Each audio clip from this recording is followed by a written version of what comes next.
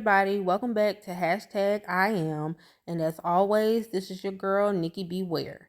If this is your first time tuning in, this show brings awareness to those cases of people of color that haven't gotten the media attention they deserve. My hope is that this show can help change that. Even if it's just one case, that's more than anything I could have ever expected. With today's episode, my intention was to do a case about a woman named Arbrena Mack who went missing in Montgomery, Alabama. The sad reality is, though, that there isn't a lot of information out there about her. I mean, I scoured the internet and couldn't find anything. That's when I decided to look up information about another woman who went missing in Montgomery. And just like before, there wasn't a lot of information out there. So this episode will be like the one I did about the missing women and girls in Missouri.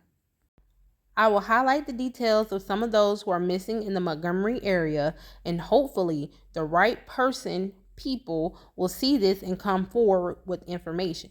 And please do not hesitate to reach out and let me know if I got any details wrong or if you want to add anything. I'm willing to interview anyone with information about any of these people. You can reach out to me at thenickiware@gmail.com, or you can reach out to me on Facebook at author Nikki B. Ware. With that being said, let's get started. Arbrena Mack.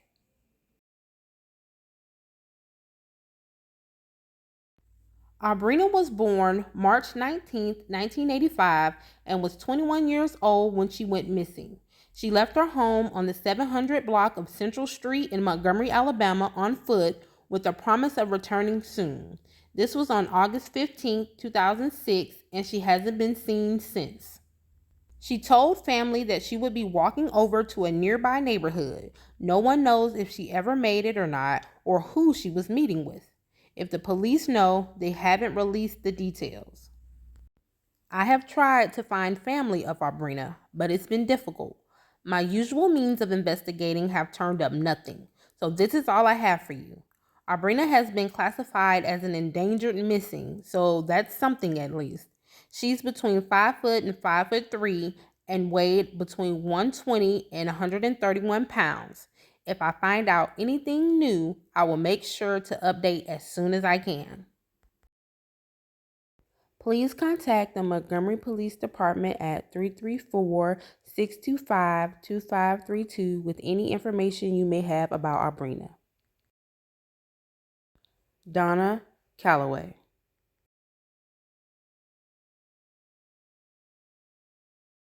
Donna was 39 years old when she disappeared. According to her older sister, Kawana Abner, Donna had intellectual disabilities that disallowed her to properly care for her 8 children. Her disability also hindered her from working jobs other than those in the service industry, i.e., housekeeping. Donna's disability also made her vulnerable and easily manipulated. Perhaps someone knew this and used that to their advantage. Not only did Donna disappear without a trace, but from what Kawana says, the police would not allow her to file a missing persons report until she was able to prove that Donna had disabilities, because in their eyes, Donna left to start a new life without the responsibility of raising 8 children.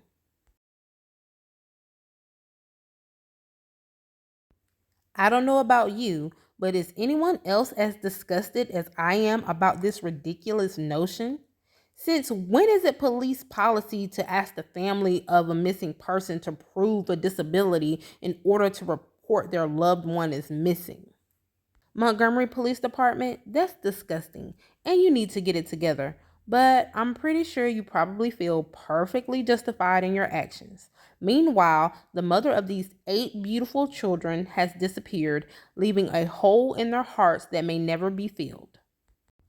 After a year of doing nothing, MPD finally started doing their job and requested DNA from Donna's oldest child in the event that she's found.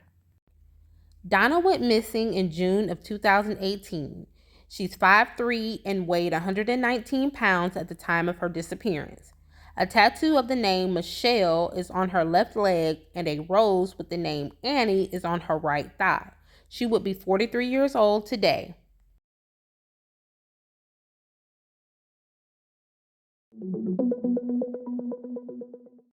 Most of the cases I've done so far have involved women of color, but I also want to highlight some of the missing men of color in this area as well. Women of color already don't get the coverage they deserve in instances of murder, abductions, and strange disappearances, and for our men, it's even worse.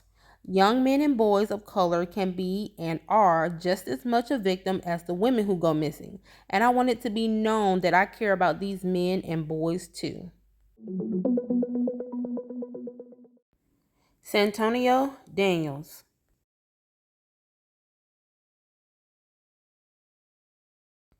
Santonio is a 43-year-old man who went missing at the age of 38. He was born October 3rd, 1979, and was last seen on the 700 block of Coliseum Boulevard on April 2nd, 2018. He left his home at 7 p.m. and vanished. He was last seen wearing an orange shirt, blue jeans, and a black hat. He has an undisclosed mental illness that he takes medication for. If you have any information, please reach out to MPD at 334-625-2532. Ronnie Harris.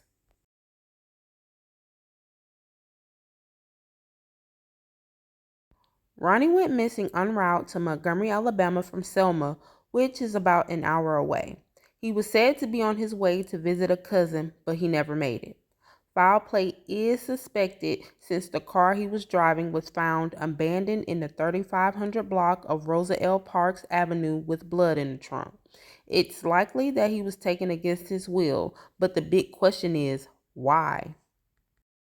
The car he was driving was a gray two-door 1992 Acura Integra with the Alabama license plate number CR1428. Please contact MPD at 334-625-2532 with any information you may have about Ronnie Harris.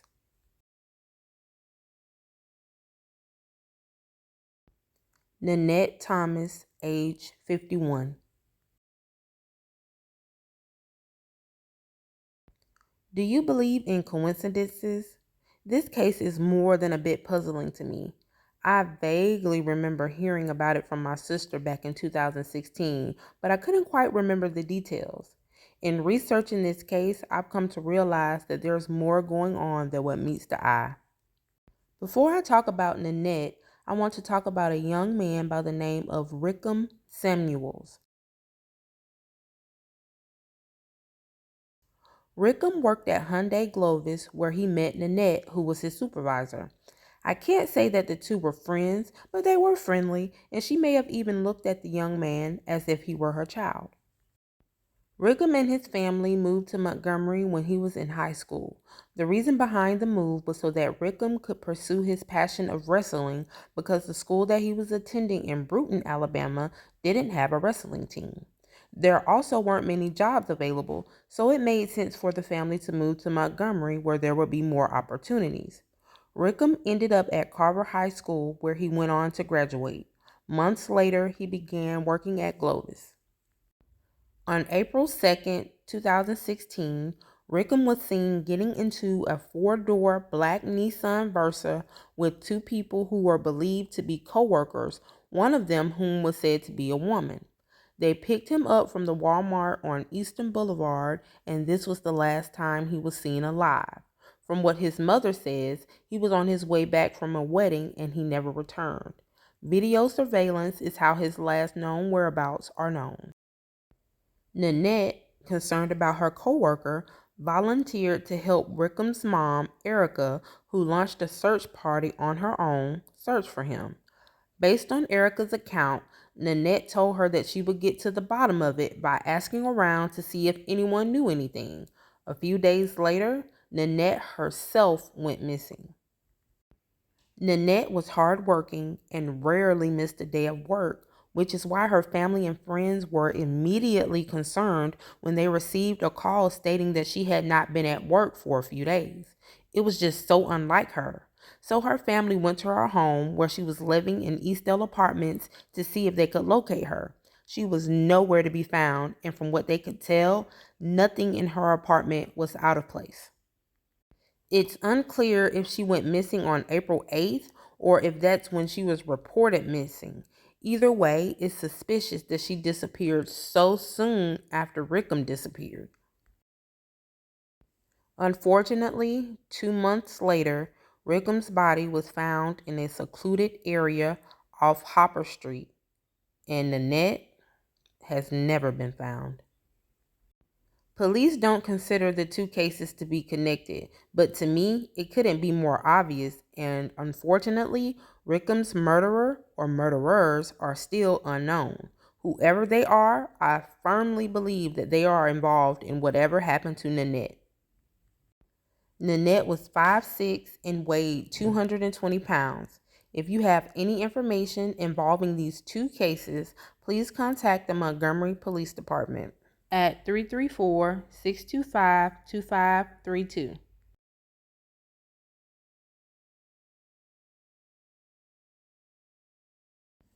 Kimberly Arrington, age 16.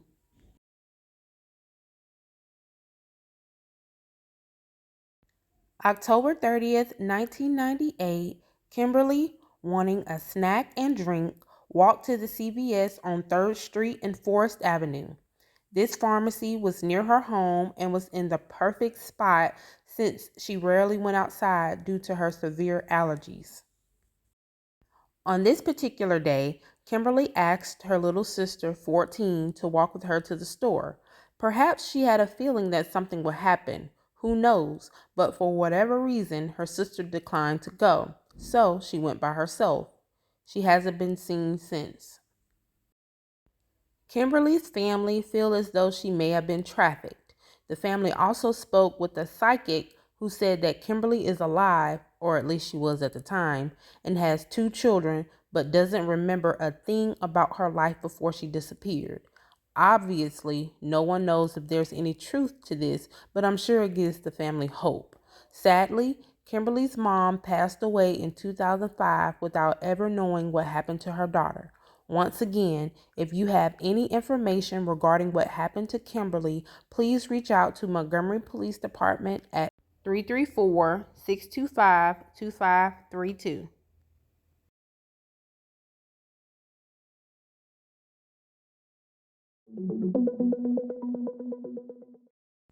Thankfully, Montgomery and the state of Alabama as a whole don't have as many missing persons cases as with Missouri and other states, but that doesn't make these cases any less important. I can't imagine how it feels to have a loved one disappear and no one can tell me what happened. As sad as it is, at least when a person has been confirmed deceased, you know where they are. Maybe not what happened, but you have some comfort in the fact that they can now have a final resting place. But when a person just vanishes into thin air, it's like someone presses the pause button and you're stuck somewhere in between having hope and fearing the worst. Those conflicting feelings must take a toll on a person. And for the families of the missing, you truly have my sympathy.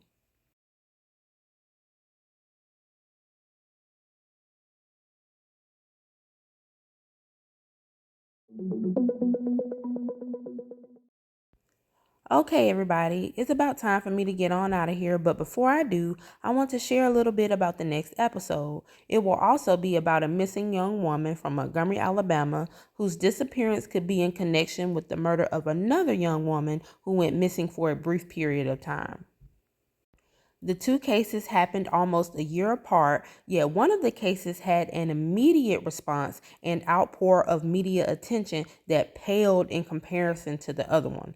We will discuss why I think that is and more. Also, right when I was at the tail end of this episode, I was informed that I was pronouncing the name of Rakim Samuels wrong. His name is actually Rakim Samuel. I'm not sure where I got that from or why I thought it was Rickham, but I just wanted to correct that. You never know what evil lurks behind you, so be vigilant and don't be afraid to cause a scene. Anything to ensure that you make it home safely. As always, this is hashtag I am. Be blessed and stay safe.